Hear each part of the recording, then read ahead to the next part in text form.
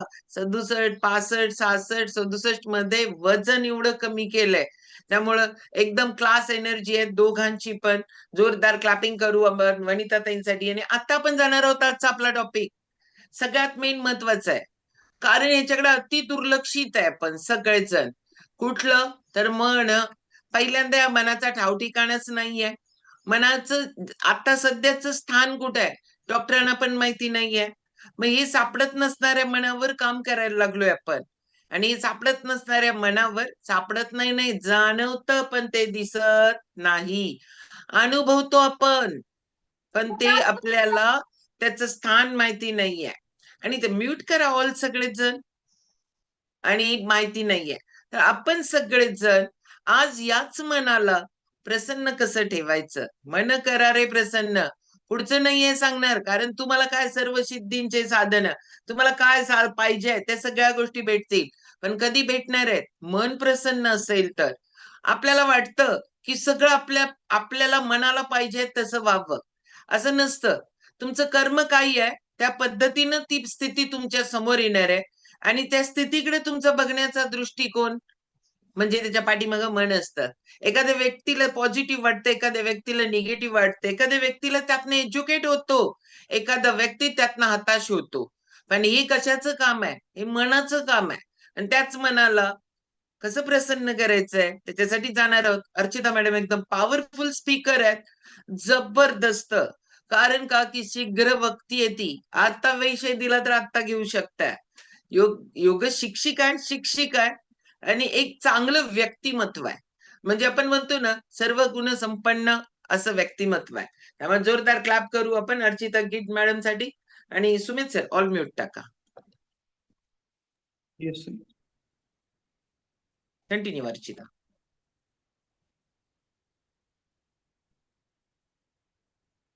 Okay.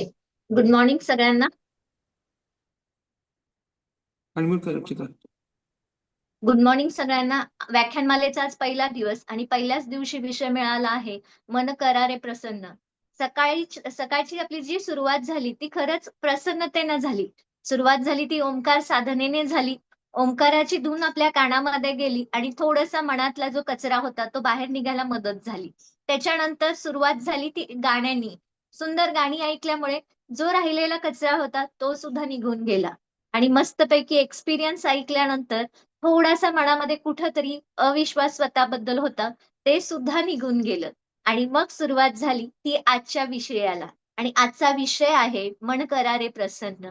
खरंच किती सुंदर संत तुकारामांनी ही ओळ लिहिलेली आहे की मन करा रे प्रसन्न सर्व सिद्धींचे कारण.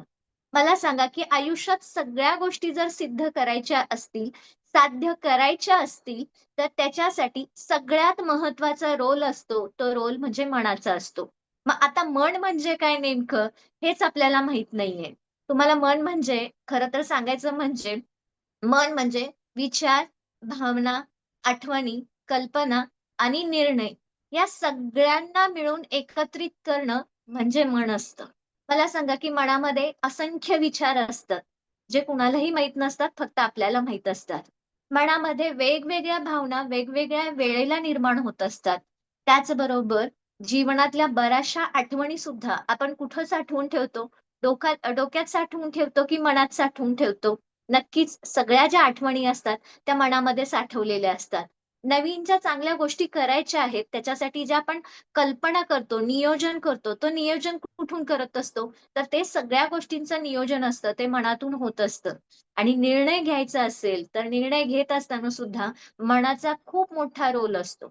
आपल्याला वाटतं की मी निर्णय डोक्याने घेत असतो, पण निर्णय डोक्याने नक्की विचार करतो, पण घेताना मात्र मनाचा सल्ला घेत असतो.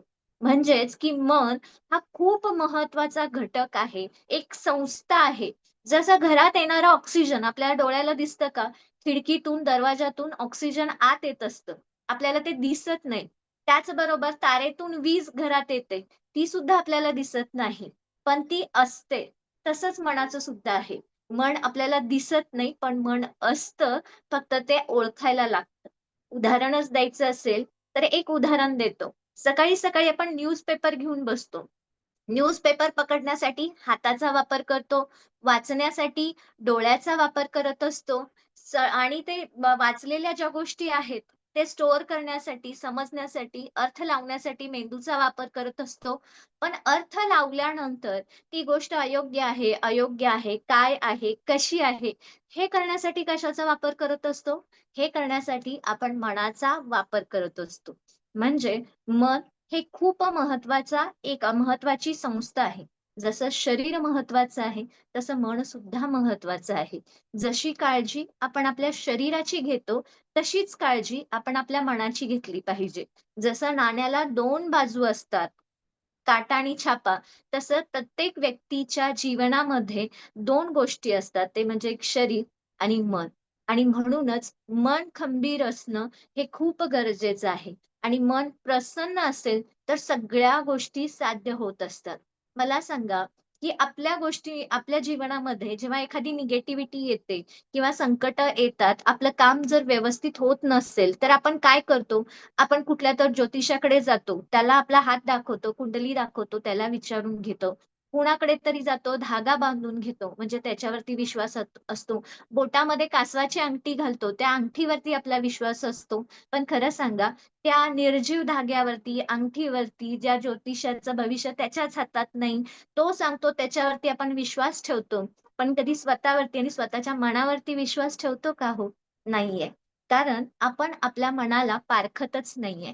म्हणून मनाला ओळखण्याची जी कला असते, मनाला समजून घेण्याची जी कला असते, ती कला योगाच्या माध्यमातून होत असते. कारण फक्त योगा जो आपण करत असतो, योग हा फक्त शरीरासाठी नसतो. शरीराच्या अवयवांची हालचाल म्हणजे योगा नाहीये. तर योगा हे कशासाठी असतं, तर आपलं शरीर आणि मन हे दोन्हीही जोडण्याचं काम करत असतं. स्थिरम सुखम आसनम. ज्यावेळेला आसनामध्ये पण स्थिर होतो, तेव्हा सुख मिळतं आणि तिथंच मनाची कनेक्टिव्हिटी होत असते. मला सांगा, की आजकाल इतका ताणतणाव, इतकं प्रेशर, इतकी धावपळ, इतकी दगदग, एवढ्या सगळ्या गोष्टी चालू आहेत. निगेटिव्हिटी सुद्धा चालू आहे भयंकर. पण यातनं बाहेर पडण्यासाठी योगा आपल्याला खूप मदत करत असतो. आणि मन प्रसन्न करण्यासाठी सुद्धा आपल्याला योगा खूप मदत करत असतो. मग उदाहरणच द्यायचं असेल, तर आपण शवासन करतो. शवासनामध्ये दिलेल्या सगळ्या सूचना आपण शरीराने करत असतो, आपल्या अवयवाने करत असतो. पण जर तिथं मनच उपस्थित नसेल, तर तुम्ही कितीही वेळ शवासन केलात, तर बॉडी ही रिलॅक्स होत नाही. बॉडी ही रिकव्हर होत नाहीये. म्हणून शरीराबरोबर तिथं मन सुद्धा असावं लागतं. आपण आता बुधवारी योग निद्रा करतो. योग निद्रेमध्ये आपली पूर्ण बॉडी रिलॅक्स होत असते. पण ती अर्ध्या तासाची योग निद्रा करत असताना आपलं मन किती वेळा इकडं-तिकडं जात असतं सांगा बरं? सारखं आपलं मन इकडे-तिकडे जात असतं. मग मनाला आपण ओढून आणतो, पुन्हा त्या सूचना ऐकायला लागतो आणि मग ते फॉलो करायला लागतो. परत मन इकडे-तिकडे जात असतं. म्हणजे मनाला जवळ ठेवण्याचं, मनावरती नियंत्रण ठेवण्याचं जे काम असतं, ते नियंत्रण ठेवण्याचं काम कुणाद्वारे केलं जातं? ते नियंत्रित ठेवण्याचं काम मनाने केलं जातं आणि खऱ्या अर्थानं त्यावेळेला आपलं मन प्रसन्न व्हायला लागतं. आपली ओळख आपल्याला मन करून द्यायला लागतं आणि म्हणूनच योगाच्या माध्यमातून मन प्रसन्न आपल्याला करता येतं. योगा केल्यानंतर अवयवांची लवचिकता वाढते, रिलॅक्सेशन होतं, फ्लेक्सिबिलिटी सगळ्या गोष्टी होतात. पण त्याच्याबरोबर मन प्रसन्न सुद्धा व्हायला मदत होत असते. 4 वाजता आपण प्राणायामाचा वर्ग करतो. प्राणायाम करत असताना सुद्धा सगळं लक्ष कुठे असतं? सूचना मिळतात. काय मिळतात आपल्याला? पाठीचा कणा ताठ, हाताची ध्यान मुद्रा आपण करत असतो. श्वसन, दीर्घ श्वसन, संथ श्वसन करत असतो. पण त्याच्याबरोबर आणखीन एक सूचना असते, की संपूर्ण लक्ष श्वासावरती केंद्रित करा. मग श्वासावरती लक्ष केंद्रित करण्यासाठी कशाचा तुम्ही उपयोग करता? श्वासावरती लक्ष केंद्रित करण्यासाठी नाक असतं का? मेंदू असतो का? तिथं महत्वाचा रोल येतो तो तुमच्या मनाचा. मन जर स्थिर असेल, चंचल नसेल ना, तर ते मन बरोबर तुमच्या श्वासावरती लक्ष केंद्रित करतं. मन एका छोट्या बालकाप्रमाणे असतं. जसं छोटं बालक एका ठिकाणी कधीच बसत नाही, ते सारखं सतत इकडे-तिकडे जात असतं, तसं मन सुद्धा इकडं-तिकडं जात असतं. आता बरेच जण माझ्यासमोर बसलाय, पण किती जणांचं मन तुमच्या शरीरासोबत माझ्यासमोर आहे, हे मला माहीत नाहीये. शरीराने तुम्ही आहात, पण मनाने कितपत आहात? म्हणून मनाला आपल्यासोबत सतत ती व्यक्ती ठेवते ना, त्याच्या जीवनातल्या सगळ्या गोष्टी यशस्वीपणे पार पडत असतात. एक शिक्षिका म्हणून सांगते, की अभ्यास भरपूर केलेला आहे. खूप अभ्यास केलाय, परीक्षेला गेलोय, पेपर द्यायला लागलोय, पण मनच माझं अस्थिर आहे. मनामध्ये निगेटिव्हिटी आहे, मनामध्ये भीती सुद्धा आहे, मनामध्ये काळजी सुद्धा आहे. मग मी कितीही अभ्यास केला असेल, तर पेपर व्यवस्थित लिहू शकेन का? नाही लिहू शकत. त्यासाठी मन स्थिर असावं लागतं. मन प्रसन्न असावं लागतं. मन शांत असावं लागतं. त्यावेळेला कोणतीही गोष्ट चांगल्या पद्धतीने आपण करत असतो. तसं जीवनामध्ये व्यावहारिक असू दे, आध्यात्मिक असू दे किंवा भौतिक असू दे, ज्यावेळेला आपल्याला आनंद मिळवायचा असतो, समाधान मिळवायचं असतं, त्याच्यासाठी सगळ्यात महत्त्वाचा रोल जो असतो, तो मनाचा असतो. म्हणून मनाने आपण खंबीर असणं, प्रसन्न असणं खूप महत्त्वाचं आहे आणि त्याच्यासाठी आपल्याला मदत घ्यायची आहे ती योगाची. कारण शरीराला आणि मनाला जोडण्याचं काम हे योगाच्या माध्यमातून होत असतं आणि ह्या योगाच्या माध्यमातून जे काम केलं जातं त्या कामावरती आपलं लक्ष असलं पाहिजे. आणि म्हणूनच मन जरी प्रसन्न करायचं असेल, तर त्याच्यासाठी योगाची साथ धरायची आहे. पण त्या योगाच्या साथीबरोबर त्या मनामध्ये चांगले विचार सुद्धा असल्या पाहिजेत, चांगल्या आठवणी असल्या पाहिजेत आणि चांगली माणसं असली पाहिजेत. मला सांगा, की मनामध्ये आपण काय करत ठेवत असतो? कटू अनुभव असतात. कटू बोललेले शब्द आपण ठेवत असतो. जी व्यक्ती आपल्याशी व्यवस्थित बोलत नाही, त्या व्यक्तीला सुद्धा आपण मनामध्ये आपलं स्थान देत असतो. किंबहुना जास्त स्थान देत असतो आणि त्यामुळं आपल्यामध्ये निगेटिव्हिटी यायला लागते आणि ही निगेटिव्हिटी यायला लागली, की कुठेतरी मन खचायला लागतं. मग योगाच्या माध्यमातून आपल्याला एक गोष्ट कळते, की मनामध्ये काय ठेवायचं आणि काय काढून टाकायचं. जसं शवासन करताना दीर्घ श्वास करत असताना आपल्याला एक सूचना मिळते, की एक दीर्घ श्वास घ्या आणि श्वास सोडत सगळ्या चिंता, काळजी आपल्यातून निघून जात आहेत अशी कल्पना करा. मग मला सांगा, ज्यावेळेला चिंता, सगळ्या गोष्टी आपल्या मनातून निघून जात आहेत अशी सूचना आपल्याला मिळते, तेव्हा डोळे बंद करून आपण खरंच तसं करतो ना? नक्की आपल्या मनातून त्या श्वासाबरोबर सगळ्या गोष्टी निघून जात आहेत अशी कल्पना करत असतो. मग हेच योगाचं माध्यम आहे, की तुमच्या शरीरातलं चांगल्या वाईट गोष्टी बाहेर काढण्याचं काम केलं जातं. तसंच मनातला सुद्धा कचरा साफ करण्याचं काम केलं जात असतं. आणि म्हणूनच एक उदाहरण द्यावंसं वाटतं, की दूध कितीही पवित्र असू दे, कितीही चांगलं असू दे, पण दुधाचा एक थेंब ज्यावेळेला पाण्यामध्ये पडतो, पाण्यामध्ये पडल्यानंतर काय होतं, की त्या पाण्यामध्ये पडल्यानंतर तुम्ही बघा तुमचा हात पाण्याच्या बरोबर तळाला ठेवा आणि हात आपला पाहण्याचा प्रयत्न करा. नाही दिसणार तुम्हाला हात. पण तोच हात पाण्याच्या नुसता स्वच्छ पाण्याच्या तळाला ठेवा, तुमचा हात दिसतो. तसंच मनाचं सुद्धा आहे. मन खूप पवित्र आहे, शुद्ध आहे, खूप छान आहे. परमेश्वरानं जेव्हा आपल्या पृथ्वीवरती पाठवलं, तेव्हा खूप छान मन आपल्याला देऊन पाठवलेलं आहे. पण जर त्याच्यामध्ये तुम्ही नको त्या गोष्टी टाकलात, तर तुमचं प्रतिबिंब त्याच्यामध्ये कधीही दिसणार नाही. आणि म्हणूनच मन स्वच्छ करण्याचं काम, निर्मळ करण्याचं काम, स्थिर करण्याचं काम, आत्मविश्वास निर्माण करण्याचं काम, सकारात्मकता करण्याचं काम, हे जे सगळं काम केलं जातं, ते योगाच्या माध्यमातूनच केलं जात असतं. मग खरंच मन खूप चंचल आहे. मला सांगा, की पाण्याला फिक्स आकार आहे का कुठला? बिलकुल नाहीये. पाणी जर तुम्ही ग्लासमध्ये भरलात, तर त्या ग्लासचा आकार त्या पाण्याला येतो. तेच पाणी तुम्ही तांब्यामध्ये भरलात, तर त्या तांब्याचा आकार त्या पाण्याला येतो. तेच पाणी तुम्ही बॉटलमध्ये भरलात, त्या बॉटलचा आकार त्या पाण्याला येतो. तसंच मनाचं सुद्धा आहे. मन तुम्ही कशामध्ये गुंतवता, कशा पद्धतीनं गुंतवता, तसं तुमच्या मनाला आकार निर्माण होत जातो आणि मग तसं तुमचं जीवन घडत जातं. मन जर चांगल्या गोष्टी आपल्याला मिळवायच्या असतील, तर त्या मनाला चांगला आकार देण्याचं काम आपल्याला करता आलं पाहिजे. मन सतत प्रसन्न ठेवलं पाहिजे आणि सतत प्रसन्न ठेवण्यासाठी आपल्याला रोज जसं म्हटलं जातं, की "थेंबे थेंबे तळे साचे." एकेका थेंबाने जसं तळं साचत जातं ना, तसं रोज थोडा-थोडा बदल, थोडा-थोडा एक चांगला विचार, थोडी-थोडी एक सवय हे आपल्याला मनातून केलं पाहिजे. व्यक्तीचं मन आपल्याला कशातून कळतं बरं? व्यक्तीचं मन त्याच्या बोलण्यातून कळतं. त्याच्या वर्तणुकीतून तो व्यक्ती कसा आहे हे कळतं. आणि मग आपलं बोलणं आणि आपलं वर्तन सुधारण्याचं काम कुठून होतं? तर आपलं बोलणं आणि वर्तन सुधारण्याचं काम हे मॉर्निंग फील्ड स्टेशनच्या माध्यमातून होत असतं. जी व्यक्ती मॉर्निंग फील्ड स्टेशन जॉइन करते, तिच्या बोलण्यामध्ये बदल होत नाही का? आता इतके दिवस तुम्ही सगळेजण आहात. कोण 4 महिने झालं, कोण 2 महिने, काही जण आत्ताच जस्ट जॉइन झालेत, काही जण 5-6 वर्षापासून आहेत. जरा विचार करा, की सुरुवातीच्या काळात तुम्ही कसे होता आणि आज तुमचं वर्तन कसं आहे, तुमचं बोलणं कसं आहे, तुम्ही कुठल्या पद्धतीनं विचार करता आहात, याचा जर आपण सारासार विचार केला, तर आपल्यामध्ये बदल घडत असतो. आणि हा बदल करण्याचं काम योगाच्या माध्यमातून केलं जात असतं. आणि म्हणून म्हटलं जातं, की "बादल टूट टूट जाते हैं, तो बारिश आती है. बादल टूट जाते हैं, तो बारिश आती है. मिट्टी टूट जाती है, तो फसल आती है. मिट्टी टूट जाती है, तो फसल आती है. पत्थर टूट जाता है, तो भगवान बनता है. पत्थर टूट जाता है, तो भगवान बनता है. और इंसान टूट जाता है, तो ईश्वर बनता है." मग जो इन्सान आहे, माणूस आहे, त्या माणसाला परमेश्वरापर्यंत नेण्याचं काम हे योगाच्या माध्यमातून, साधनेतून, मेडिटेशन मधून केलं जातं. मग मला सांगा, मला फक्त माणूस म्हणून जन्मायचं आहे आणि माणूस म्हणूनच जायचंय का? तर बिलकुल नाहीये. मला माणूस म्हणून मी जन्माला आलेली आहे. पण सगळ्यात भारी जाताना मी एक चांगली व्यक्ती, चांगलं पर्सनॅलिटी बनून मी ह्या जगाचा निरोप घेणार आहे. मग चांगली पर्सनॅलिटी बनायचं असेल, तर मन प्रसन्न असायला हवं. आणि जर मनच प्रसन्न नसेल तर?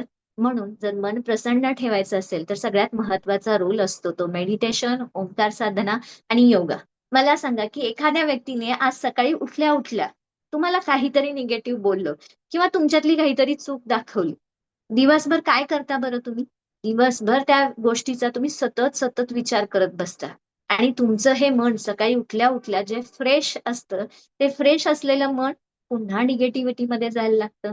पुन्हा आपलं मन नर्व्हस व्हायला लागतं आणि मग पुन्हा आपण त्रास करून घ्यायला लागतो.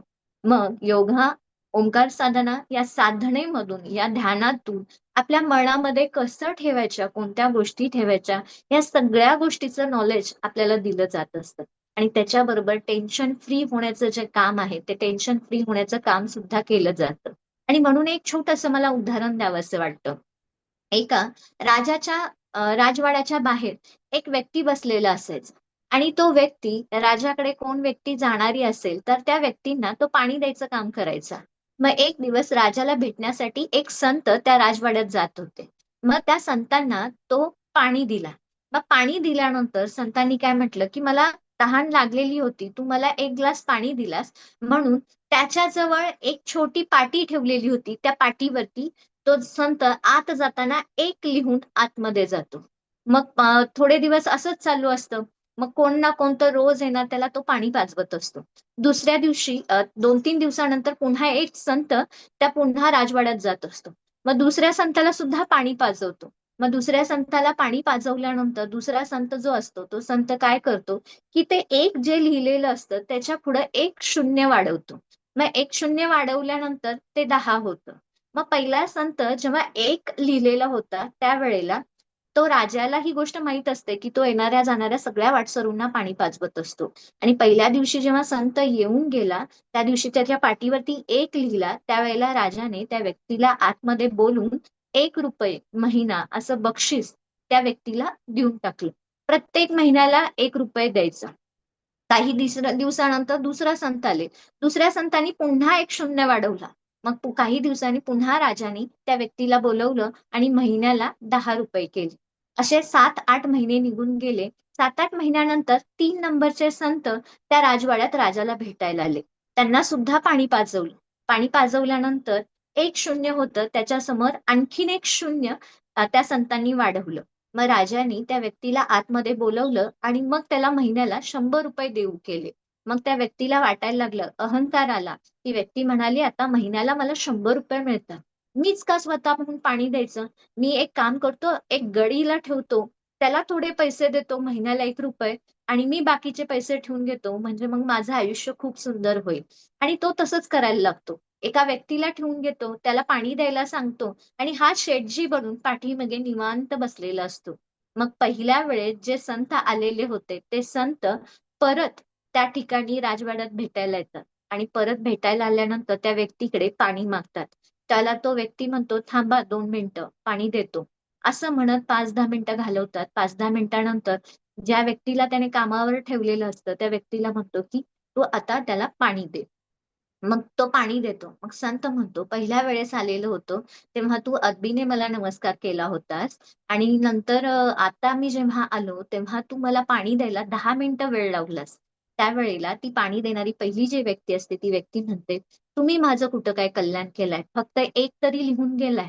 मग बाकीच्या संतांनी त्याच्यावरती 2-2 शून्या दिल्या आणि म्हणून माझं एवढं मोठं काम झालं. तुमच्यामुळं माझं मोठं कुठं काम झालंय? तुमच्यामुळं राजाने फक्त मला ₹1 दिलेला होता. पण बाकीच्या संतांमुळे मला महिन्याला ₹10 आणि ₹100 मिळायला लागले. मग तो संत म्हणतो, "अशी गोष्ट आहे का? एक काम करतो. मी 1 लिहून गेलेलो ना, ते 1 तू पुसून टाक." असं म्हणतो. माझा काही उपयोग नाहीये ना, मग तो 1 लिहिलेला आहे, तो 1 तू पुसून टाक म्हणतो. ते 1 पुसलं जातं.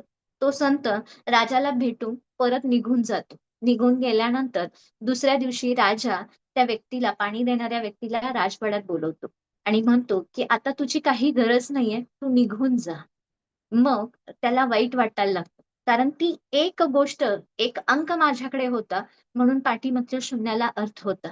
आता माझ्याकडे 2 शून्य आहेत, पण सुरुवातीचा 1 नाहीये. म्हणून राजाने माझी किंमत ही शून्य केली, म्हणजे गरज नसल्यासारखी केली आणि मला इथून निघून जाण्याचा सल्ला दिला. तुझी गरज नाही असं म्हटले आणि त्या व्यक्तीच्या डोळ्यात पाणी आलं आणि त्या व्यक्तीने परत त्या संतांच्याकडे जाऊन पायावरती डोकं ठेवलं आणि म्हटलं, की "सुरुवात तुमच्यापासून झालेली होती. तुमचा 1 खूप मला महत्वाचा आहे. तो ₹1 सुद्धा माझ्या जीवनाचा मोलाचा होता. परत एकदा या आणि माझ्या पाठीवरती तुम्ही परत एकदा 1 लिहा."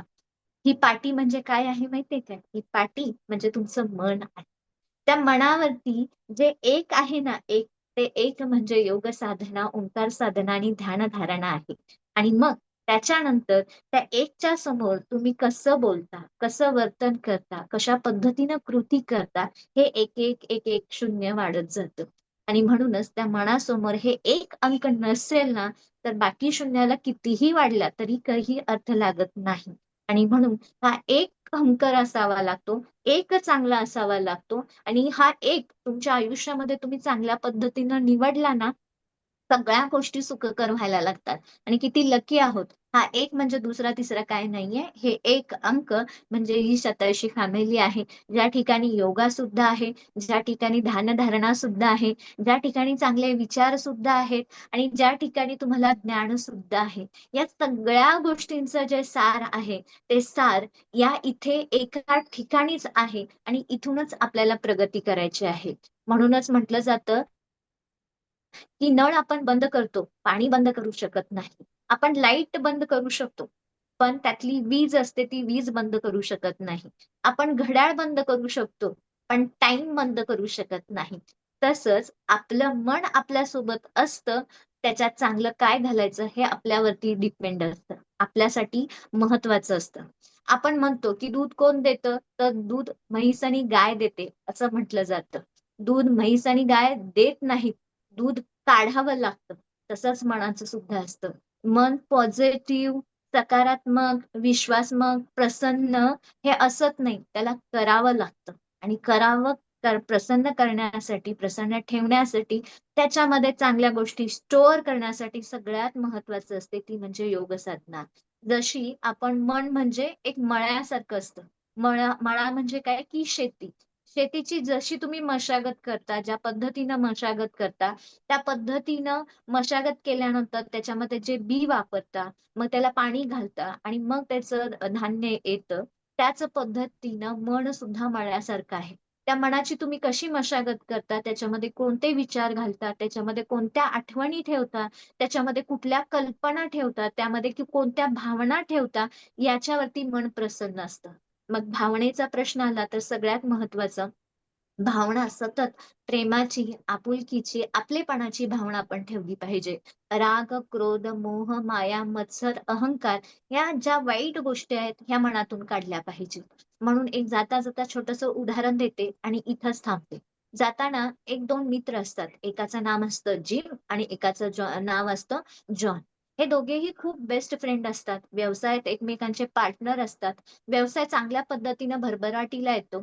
आणि ज्या वेळेला एका यशाच्या टप्प्यावरती जाऊन पोहोचतात, पोहोचल्यानंतर दोघांच्यात वाद निर्माण व्हायला लागतात, दोघांच्यात भांडणं होतात आणि त्या व्यवसायातून ते दोघेही बाजूला होतात. एकमेकांपासून बाजूला होतात. जिम वेगळा व्यवसाय करायला लागतो, जॉन स्वतःचा व्यवसाय करायला लागतो.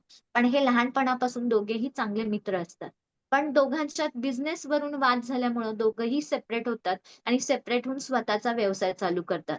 त्यावेळेला थोड्या वर्षानंतर जो जॉन असतो, तो जॉन आजारी पडतो त्याला ॲडमिट केलं जातं. ॲडमिट केल्यानंतर बरेच दिवस, महिने त्याच्यावरती ट्रीटमेंट होते आणि डॉक्टर येऊन सांगतात, की की आता जॉन हा वाचणार नाहीये. तुम्हाला ज्यांना कुणाला त्यांना भेटायला बोलवायचं आहे, त्यांना तुम्ही बोलवून घ्या. कारण ह्याच्या जीवनाच्या, आयुष्याचे खूप शेवटचे टप्पे राहिलेले आहेत. सगळ्यांना भेटा. मग सगळ्या नातेवाईकांना तसं कळवलं जातं. सगळे नातेवाईक येतात, त्यांना भेटून सुद्धा जातात. पण त्यातला एक व्यक्ती भेटलेला नसतो, तो म्हणजे जिम भेटलेला नसतो. आणि त्या जॉनला ती गोष्ट खलत असते.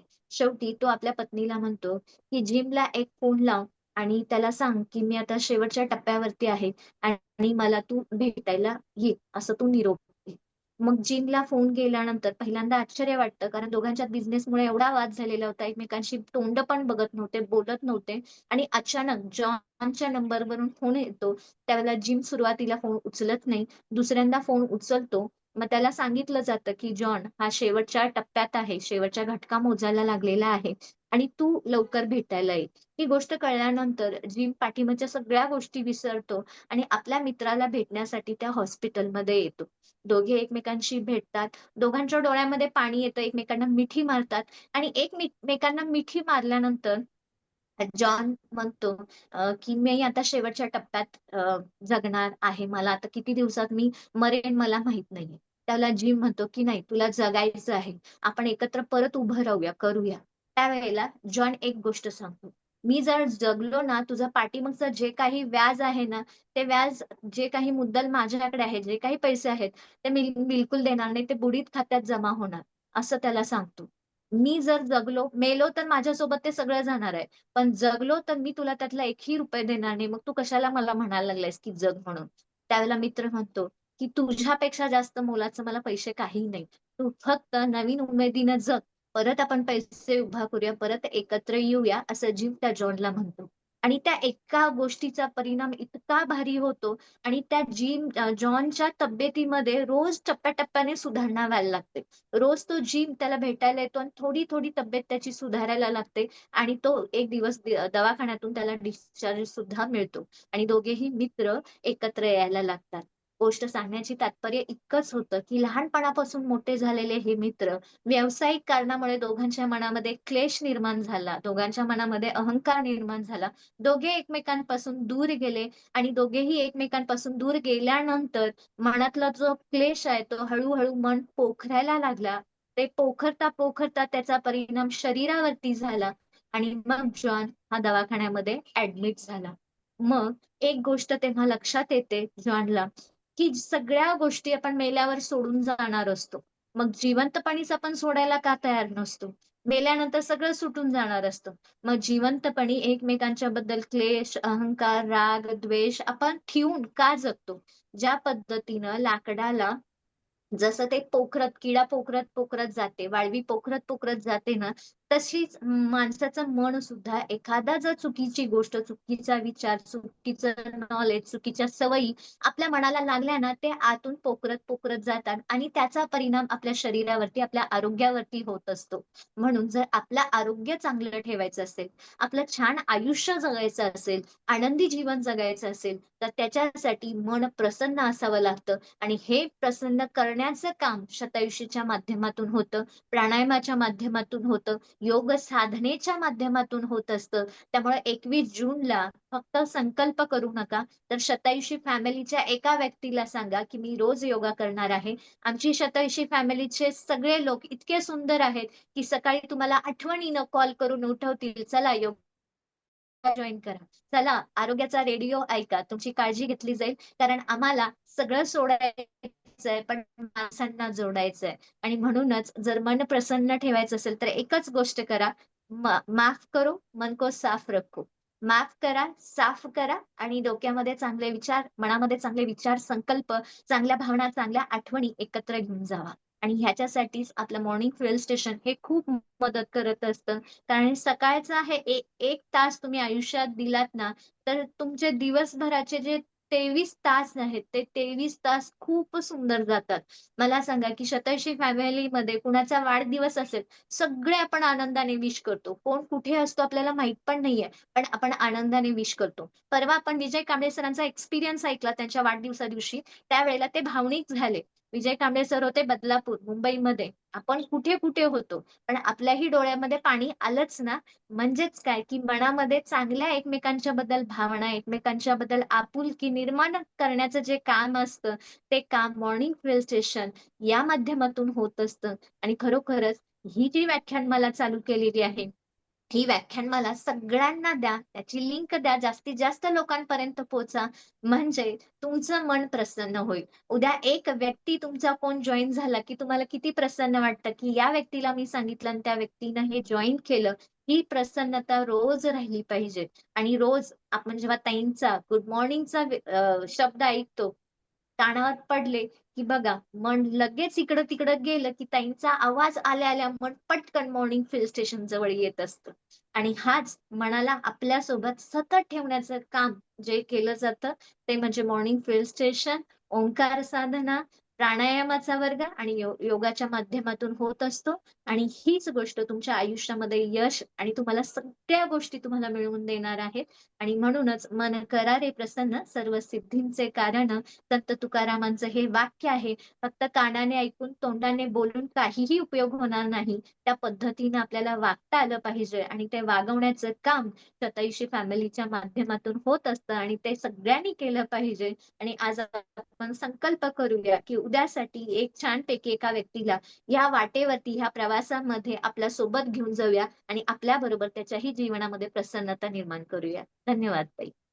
चलो जोरदार क्लॅपिंग करणार आहोत आपण अर्चिता गिट मॅडम साठी. कारण का की साधना आपण आधी करायला लागलो माहितीये तुम्हाला. जागतिक योग दिन 21 तारखेला आहे, पण त्या दिवशी सुट्टी आहे आणि आपण आधी व्याख्यानमाला लावल्या आणि आपला रेग्युलर वर्ग हा नवीन स्टार्ट होतो तो सोमवार पासून 22 पासून.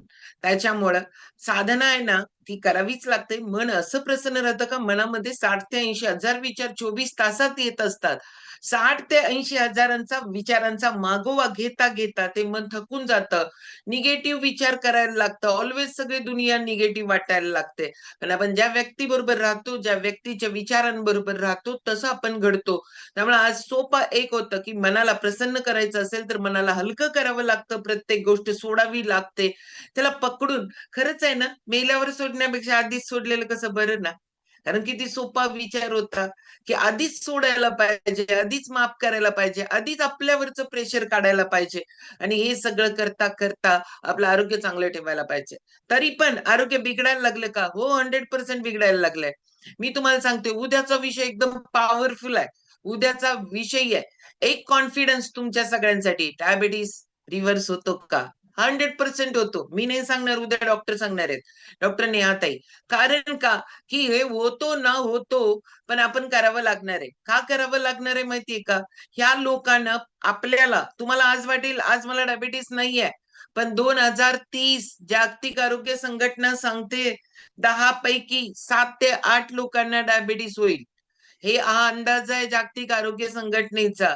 मग आपल्या सगळ्यांचं काम आहे की हा डायबिटीस लोकांचा रिव्हर्स येतो का? 1,01,000% रिव्हर्स येतो. जर आपण स्वतः त्याच्यावर त्या पद्धतीनं काम केलं तर. एवढे एक्सपिरियन्स आहेत आपल्याकडं, की ज्यांचा HbA1c आता तुम्ही बघितला वनिता चोपडे त्यांचा 14 पॉइंट वर काहीतरी. तो आता 5.7 च्या आत आला. काम केलं. मग हा येतो का? हा कॉन्फिडन्स देऊ पहिल्यांदा. काय करायचं न करायचं ते करू देत, नाही करू देत. पण उद्याचा विषय डायबिटीस रिव्हर्स येतो का? डॉक्टरांचं मत आपण आजमावणार आहोत.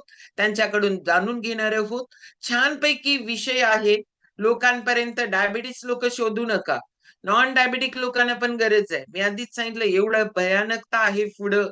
आपण आपल्या लोकांना जागृत करू. असणाऱ्यांनी नसणाऱ्यांनी ऐकू. व्याख्यान मला खूप जबरदस्त आहे. सोमवारी आपलं नवीन वर्ग पण चालू होणार आहे. वर्गाला काही अमाऊंट नाहीये, काही नाहीये. कोण तुम्हाला त्याच्यात काहीच सांगणार नाहीये. त्यामुळे मस्तपैकी वर्ग होणार आहे. एक्सपर्ट लोकांकडून वर्ग होतो. आयुष मंत्रालय मान्यता प्राप्त आपल्याकडे. त्यामुळे छानपैकी आपण करू शकतो. तर उद्याच्या विषयासाठी आपण सगळेजण परत एक व्यक्तीला मदत करू आणि आपण लवकर जॉईन करू.